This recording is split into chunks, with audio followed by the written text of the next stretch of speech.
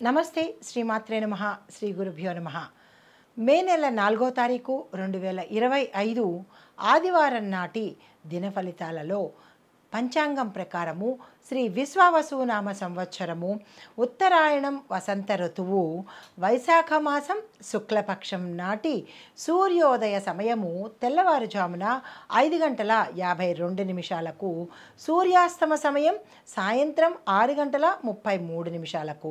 ఈరోజు తిది సప్తమి ఉదయం 7:20 వరకు. తదుపరి అష్టమి తిథి ప్రవేశము. అయితే పుష్యమి నక్షత్రం మధ్యాహ్నం 12:55 వరకు. తదుపరి ఆశ్లేష నక్షత్ర ప్రవేశము. అయితే ఈరోజు వర్జము రాత్రి 2:17 నుంచి తెల్లవారుజామున 3:57 వరకు. దుర్ముహూర్త సమయము సాయంత్రం 4:51 నుంచి సాయంత్రం 5:42 వరకు.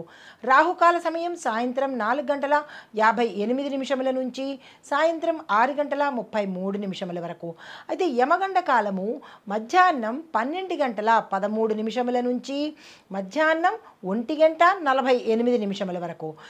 బ్రహ్మముహూర్త సమయం తెల్లవారుజామున 4:16 నుంచి తెల్లవారి 5:04 వరకు.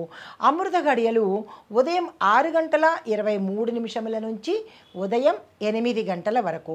అయితే అభిజిత్ ముహూర్తం మధ్యాహ్నం 11:47 నుంచి మధ్యాహ్నం 12:38 వరకు.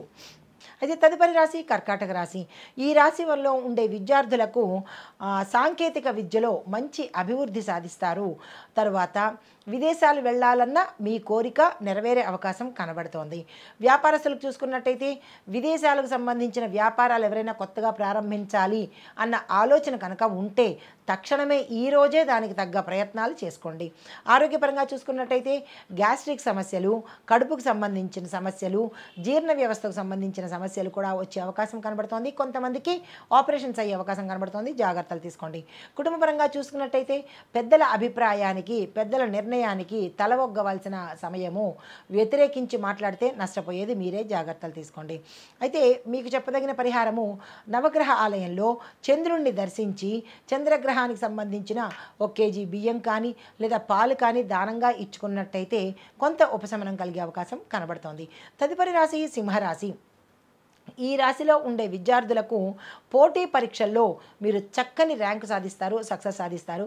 కొంతమంది విదేశాలకు వెళ్లేందుకు అవకాశాలు ఉన్నప్పటికీ ఏవైనా అవాంతరాలు వచ్చి ఆగిపోవడమో, నిలిచిపోవడమో, క్యాన్సిల్ చేసుకోవడమో జరిగే పరిస్థితి గోచరిస్తోంది. దానికి సంబంధించిన ప్రణాళికలు వేసుకోండి. అయితే వ్యాపారస్తులకు చూసుకున్నట్టయితే వాణిజ్య లావాదేవీలు చాలా లాభదాయకంగా ఉంటాయి. దానికి సంబంధించిన ప్రయత్నాలు కానీ, దానికి సంబంధించిన ఒప్పందాలు కానీ ఈరోజు చేసుకోండి, మంచి జరుగుతుంది. ఆరోగ్యపరంగా చూసుకున్నట్టయితే పాదాలకు, కాళ్లకు, మోకాళ్లకు సంబంధించినటువంటి ఇబ్బందులు తలెత్తే అవకాశం కనబడుతోంది. జాగ్రత్త అవసరము. కుటుంబపరంగా చూసుకున్నట్టయితే ఎటువంటి కుటుంబంలో ఒడిదుడుకులు కానీ సమస్యలు కానీ ఏమీ లేవు.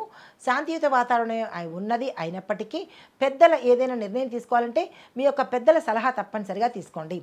పరిహారంగా సూర్యదేవుడికి అర్ఘ్యం ఇచ్చే ప్రయత్నం చేయండి. ఈరోజు సూర్యోదయ సమయంలో రాగి చెంబు తీసుకొని అర్ఘ్యాన్ని కనుక స్వామివారికి సమర్పించినట్టయితే ఏవైనా అనారోగ్య సూచనలు ఉంటే కనుక పోయే అవకాశం కనబడుతోంది. తదుపరి రాశి కన్యా రాశి.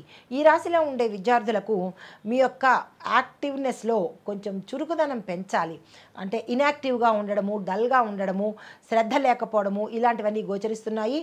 దాన్ని మీరు సానుకూలంగా చూసుకున్నట్టయితేనే తప్ప మీరు ముందుకు వెళ్ళలేని పరిస్థితి చాలా ఎక్కువగా కనబడుతోంది. కొంతమంది చదువు ఆపేసే పరిస్థితి కూడా గోచరిస్తోంది. జాగ్రత్తలు తీసుకోండి. కొత్త విషయాలు నేర్చుకోవాలని అనుకున్న వాళ్లకు ఇది కరెక్ట్ సమయము. ఆ ప్రయత్నం చేసుకోండి. వ్యాపారస్తులకు వస్తు విక్రయంలో లాభాలు వచ్చే అవకాశం ఉంది. పెట్టుబడులకు కూడా ఇదే సమయమే. ప్రయత్నం చేసుకోండి.